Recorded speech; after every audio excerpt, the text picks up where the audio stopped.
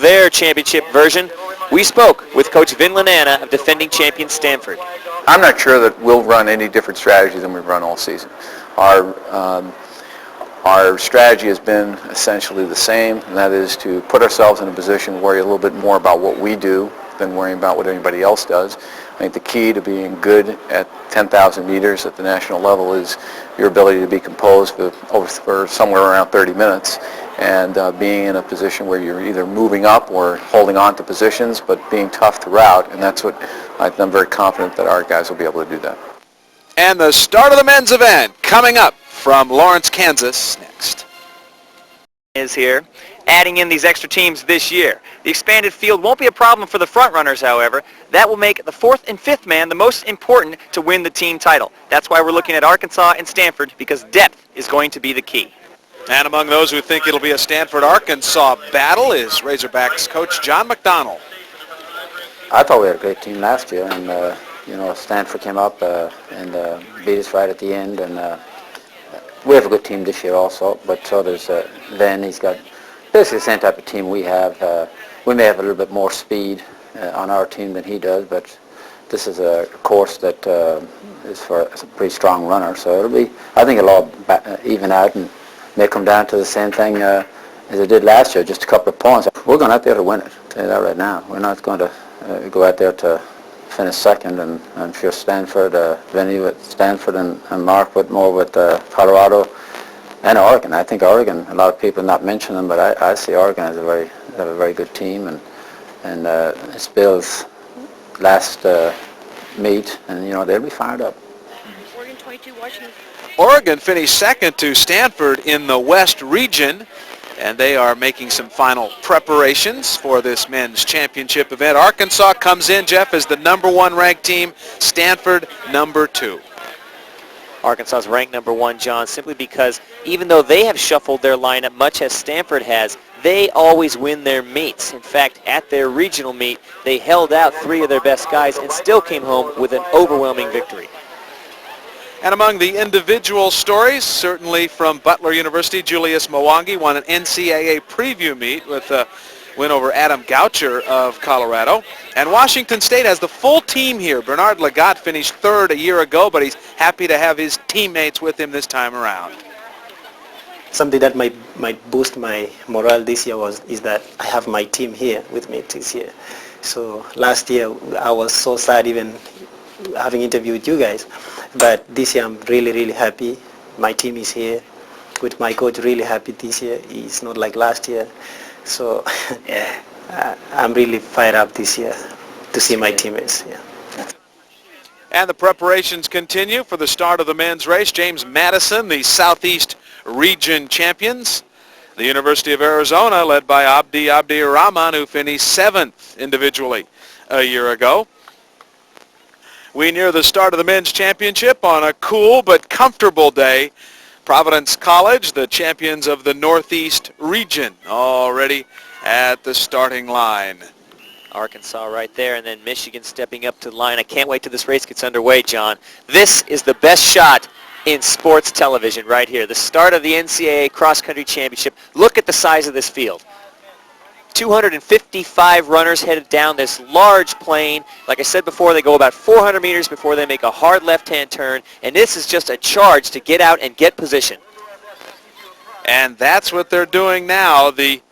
Again, more than 250 runners in the expanded cross-country championship field. And it looks like Mark Hauser of UCLA will be the first one to the turn. As you can see, the mass is all trying to get into position as we race down the beginning of this race. Very difficult thing to start that fast in a race that's going to be over 6 miles long. If you don't start fast, you get stuck back in the pack, and you really have to have a lot of presence of mind to relax and work your way up. Some of the favorites for the race have already worked themselves to the front. Abdi Rahman leads, wearing #1 from Arizona. To his left, Julius Mwangi and Adam Goucher and Bernard Legat have all reached the front. Glenn Cunningham watches the racers as they go by. We'll be back after this. 3 NCAA cross-country titles for Oregon. Bill Bowerman and assistant coach Bill Dellinger coached Dellinger in his final meet before retirement. Track and field is a great sport. It's saved a lot of lives. I know it saved my life when I was a young kid, and could have gone the other way, and as I look back on it, the only reason why I went to school was so I could run track. What it takes to be a good distance runner is perseverance and stick with it, and been a great sport for me, and I certainly hope that I can be helpful to it in the future. As we pick up the action early in the race, Abdi Rahman of Arizona with Adam Goucher of the University of Colorado and Julius Mwangi of Butler. John, there's been no letting up at the front of this course. These three athletes have been taking that rapidly. Coming around this turn near the Cottonwood Pond, we'll see the rest of the pack go by. And here it's too difficult to pick out just who is in the team championship at this point. But you can see everybody packed together. Look at the athletes leaning on one another around this turn. Unlike in the women's race, these athletes trying to run the absolute shortest distance the entire way. Also in the group up front there's Sean Cayley of Arkansas, Nick Kreider of Chattanooga, Jeff Simonich of Utah, and Andrew Begley of Arkansas as well. And of course, we've already told you we'll keep a very close watch on the Stanford and Arkansas team battle as it develops. And we see a nice view of the near side and the far side of Cottonwood Pond as Goucher and Mwangi at the head of the pack. Abdi Rahman over Goucher's shoulder on the inside. And John, they just crossed the mile mark, 4 minutes and 33 seconds, so they are not messing around. Jeff talked to Abdi Rahman about the strategy he has for this race. There's no strategy, actually. This is not like a football game or a soccer game. You just the coach will tell you, pick a play, and this is not that kind of game. This is a running, actually. Whoever can long last will win the race. That is it. And whoever well prepared for the race will win this race. That's it. There's no strategy. Some people say we'll kick the last mile or I'll kick the last 2 miles. I think don't work those things. If you with them last 2 miles with the person, hey, you're right there. You belong in that place. So there's no reason he cannot kick you. Hey, just whoever runs fast and whoever is strong. That's it. The native Somalian, Jeff, with a very simple philosophy, the last guy standing. That's exactly it. And right now he's the first guy in the front of the pack with Goucher now coming up on the inside. And as we said before, Julius Mwangi, who was so dominant in the pre-NCAA race, which was on this exact course except 2,000 meters shorter, he defeated Adam Goucher. Goucher, Abdi Rahman, as well as Sean Cayley of Arkansas, Julius Mwangi of Butler, and just back of them, Bernard Legat, as well as Brad Hauser and Brent Hauser. At this point, John, difficult to determine who is in the lead from the team standpoint, but we talked earlier about the depth being an important aspect. If you are a team's first or second runner, if you run 10 seconds slower on the day, you might lose a place or two. If you're the fifth runner and you run 10 seconds slower, the pack is so bunched up by the end of this race, at the end, you're going to lose 10, 12, 15, 20 places. That is significant in the team scoring. So it's never too early then to determine some pacing, some momentum for the team race. Absolutely. And the main thing here is that you have to have an on day for all 5 guys. And now they're going by the 2 mile mark, 9:15 at 2 miles, so 4:33 for the first mile, 4:42 for the second mile. As we watch the remainder of the pack go by, your leaders remain Adam Goucher, Abdi Rahman, Sean Cayley, and Bernard Legat as they run past the silhouette of Al Frame. One of the Kansas legends silhouetted along this course, former indoor mile world record holder, Wes Santee. Wes, tell us what it's like to have a monument to yourself right out here on the course. Well, it's really great. We're real pleased that Coach Timmons has put this up with the 7 of us who've won national titles of some kind, and so we're real pleased with it.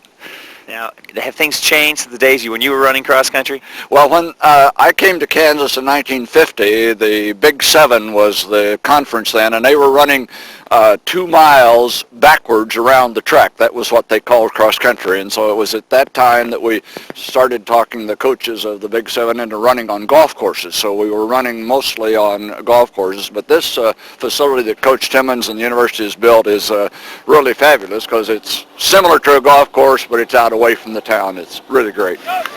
2.5 miles into the NCAA Cross Country Championships continues to be the group led by Adam Goucher, Julius Mwangi, Sean Cayley, and Abdi Rahman and Brad Hauser. There's a great shot right here, John. They're coming straight at the camera. You can see the rest of the field trailing behind them as Goucher starts to apply a little bit of the pressure. Watch Goucher. He never lets up. He never follows other athletes or tries to use them. He just goes to the front and grinds. Brad's twin brother Brent among the group in the top 10 or 12 runners as well. Yeah, this is an opportunity to look back into the pack, and we see here there's Arkansas running very well together. 3 of them right together there. Stanford, Jason Balkman going by. Meanwhile, back to the head of the pack, former junior college champion Julius Mwangi. All about determination and willing to do what you're supposed to do, and it comes from within. You know, you don't have to be forced to do something. It will come from within, and bearing in mind of who you are training for or who you run against, so you have to work hard for it. The Kenyan Julius Mwangi from Butler University on the meaning of cross-country to him. And what is important right now is that Goucher and Abdi Rahman and Mwangi are running almost step for step. Side by side, John, as they come towards the 3-mile mark, and the 3 athletes right behind them, Legat, Hauser, and Cayley, just seem to be relaxing, letting the front 3 do all the work. That's good strategy. Is it good to have as many people as possible up in the front pushing you forward? If you have people pushing through the wind in front of you, that's always going to be a little less effort on your part, which is nice. Look at this. This is the chase pack. This is Brent Hauser trying to bridge back up to his brother as we see the rest of the field go by. The 3-mile split for the leaders, 13:51. That's a 4:36 third mile, so they are keeping this pace honest. And if you looked at the team time differential at this point, Oregon 19 seconds, Arkansas 22, followed by Colorado and Stanford. Michigan showing some depth here now as we see a few of their athletes coming through. And now down into the wooded area where they'll approach the covered bridge and then up that steep John Lawson Hill. And now Cayley making a move to the front. Arkansas, Sean Cayley starting to open it up. They're more than halfway, and he is going to press the pace as they head up this very steep section. And now Abdirahman answering the challenge. Abdirahman going to the front. Goucher trailing off a bit as Abdirahman starts to press the pace. Abdi Rahman and Cayley and Goucher, and hanging with them are Mwangi and Legat. Brad Hauser following them. And boy, it was pretty clear whether Abdi Rahman had a strategy or not. He knew that when he got to the bridge, if he could turn it on, maybe he could lose a couple of guys. And it seems to have worked as now Abdirahman, Goucher, and Legat have cracked open the rest of the field as they go around Suicide Turn. You see them braking, trying to negotiate that turn, but they've cracked Cayley. He's falling back. But his teammates from Arkansas are picking up the slack. There go 3 in a row, and here a 4th, Seneca Lassiter. So that's 5 Arkansas guys within the first 20 people, John. This is a tremendous performance for them halfway through the race. Abdi Rahman, Goucher, Legat. Goucher taking the inside on that turn to the right, and he and Abdi Rahman working their way down the hill. I love this portion of the course, John. They go over these hills. They're making these sharp turns. It just really looks like they're racing. And now Abdirahman and Goucher just battling it out head-to-head as we head the backside of the course, which is this sort of low grass area, lots of little turns, and across these dams that separate the ponds. Legat following the group of Abdi Rahman and Goucher and Cayley. Here's Hauser, and that's Matt Downen from Wisconsin having a great race so far. And this is the rest of the pack trying to catch up with those leaders. And this is where the team race is being decided, and certainly the coaches keeping an eye on it, while Goucher and Abdi Rahman go step for step in the shadow of the great Billy Mills. Back at the NCAA Cross Country Championships, Billy Mills ascent. Abdi Rahman and Goucher. Battling, John, as they come up that ascent. Goucher and Abdirahman have been running side by side for 5 miles now. You know they're tired, and now they're just testing each other's will as Sean Cayley, Julius Mwangi, and Matt Downen chase them down. Jeff talked to Goucher about the pressure of being the favorite here, and if the course works to his advantage. I mean, there's lots of pressure. People put a lot of pressure, but how I choose to deal with it is really not. I'm not letting it affect me that much. I'm just here. I'm having fun. You know, I'm ready to race. It's a good course. It's to my liking. It has everything, I think. Very intricate. It's really a lot of fun, and I think it's to my advantage. And Adam Goucher still grieving over the loss of a teammate and close friend, Christopher Severy, of a bicycle accident in the Rocky Mountains, and not only a personal blow, but one to the team as well.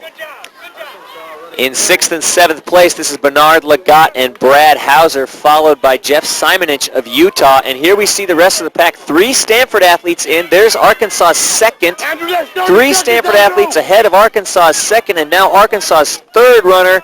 That would be Andrew Begley, struggling to get home. The team battle very close at the moment. 3 apiece. Now there's Seneca Lassiter of Arkansas coming in fourth. And here's Arkansas' fifth. This is shocker. Arkansas' fifth runner already past our camera. That means Arkansas has a huge lead here with less than a mile to go. By the way, they passed 5 miles in 23:37. That was for Goucher, being a 4:51 split for Goucher's 5th mile on the course with Abdi Rahman. And Stanford's 5th, James Gifford, just coming by there. And before that, the 5th for Arkansas, Adam Daly, already passed. But back to Goucher and Abdi Rahman, and Goucher is pulling away. John, look at the body language right here. Goucher's got his head up. He's charging down the center of the course. Abdi Rahman was just hugging that line, head down. Doesn't look like he's competitive anymore. And sure enough, Adam Goucher pulling away from Abdi Rahman in this final mile. He's really dropping it down. Goucher fulfilling the promise that he showed as a freshman when he finished second in this event. He's been denied the championship for 3 years. He said coming in, I wanted this championship from 2.5 minutes after finishing that freshman race, and now he's finally getting close. Sean Cayley of Arkansas behind Mwangi and Downen of Wisconsin. Brad Hauser in 6th at this point in front of Bernard Legat of Washington State and Utah's Jeff Simonich. With less than a quarter, this is about a half mile, quarter mile to go, John. Really people struggling here, trying to hang on. They've gained this advantage thus far after 5.5 miles of racing. They've got to maintain their positions now or squeak out an extra point here and there, but that won't be a problem for Adam Goucher. Adam Goucher, having cracked Abdi Rahman over the last mile, will come home to the big ovation, the one he's wanted ever since he was a freshman. Adam Goucher, 1998 NCAA champion. From the University of Colorado, Goucher never finished worse than 6th in his 4 years. A 5th-year senior who will graduate in December. Abdi Rahman, the senior from Arizona, comes in 2nd place. And the battle for 3rd, Mwangi and Downen. And it's Mwangi who finishes just in front of Matthew Downen for 3rd and then for 4th place. Sean Cayley of Arkansas, number 5. He finished ahead of Stanford's first finisher. That is Brad Hauser, the NCAA 10,000 meter champion, finishing 6th. Legat 7th. Simonich finished 8th. And now here comes the team battle question, John. Cayley first for Arkansas, just ahead of Stanford's first. There's your battle. 1-2 so far. In right after them, it looks like it's going to be Jonathan Riley for Stanford. As far as the team battle is concerned, Stanford now with 2 across the line. And here is Hauser's brother, Brent Hauser, finishing in 13th. He's across the line. 3 Stanford athletes in ahead of Arkansas' second. Stanford looking very good at this juncture, but the question is the 4th and 5th men that we talked about earlier. Andrew Begley of Arkansas is in, followed very closely by Matt Kerr of Arkansas in the 19th place. And here John Seneca Lassiter kicking for 28th. That's the Arkansas 4th man, followed by Thomas Murley, Stanford's 4th man. And finally, Adam Daly across the line, 49th place. Arkansas's 5th comes in ahead of Stanford's 5th. We'll sort it all out for you when we come back. Goucher, the champion with the 1964 Olympic 10,000 meter champion Billy Mills. Goucher ahead of Abdi Rahman and Mwangi. 4 long years it's taken Adam Goucher to redeem himself from his 2nd place finish as a freshman. 4 years, Adam. You finally did it. How did it feel? It was hard, but it feels wonderful. It feels absolutely wonderful. Now, tell us about the middle of the race. Abdi Rahman looked like he was so easy. He was so relaxed. He's running right next to you. It seemed like you were feeling each other out. Mm-hmm. But by listening to his breathing, I felt like he was a little bit tired than me, I thought, possibly. So I think from that point where we broke away maybe 4 miles to about what time we got to the top of Billy Mills Hill, I think it was just feeling each other out, getting ready for the last surge of to the end. And at the end of it, was it worth it? Oh God, yes, it was awesome. It's definitely worth it. So the fourth and fifth runners make the big difference as Arkansas wins the championship over Stanford by 17 points. Colorado in third. And here's another Kansas legend, Congressman Jim Ryan. Coach Simmons certainly has done a wonderful job putting it together, adding a few things like the various silhouettes out on the course, and yeah, I think it's a great course that I hope will continue on future cross-country races.